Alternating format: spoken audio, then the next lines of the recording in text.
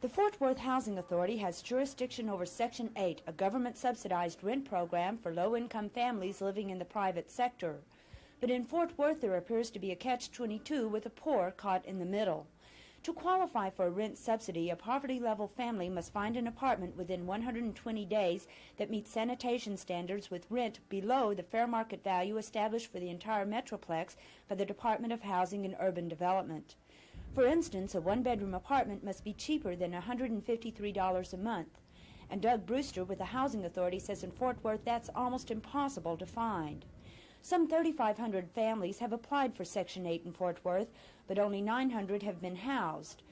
Brewster says many more could be certified if the families could find housing that meets HUD requirements. I think the basic problem is just lack of rental property within the city limits of Fort Worth. Compared to especially other parts of the Metroplex? Mm-hmm. Any rental property that seems to me that's been built recently, that is in the last, say, 5 years, has been outside the city limits. And our particular program is restricted to the city limits of Fort Worth. Until we get more rental property, I don't know what the answer is. Well, what's going to happen to the money that's been allocated for that?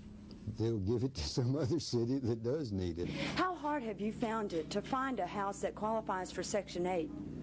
Well, it's very hard. We've had a hard time getting a difficult place to move in because all the houses are run down. How long have you been looking?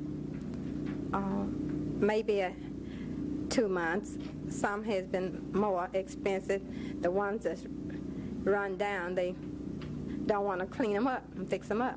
So it took me quite a while, I'm just now finding something and I have to be out by the end of this month, What happens to these families in the meantime until they can get placed into a Section 8 apartment or into public housing?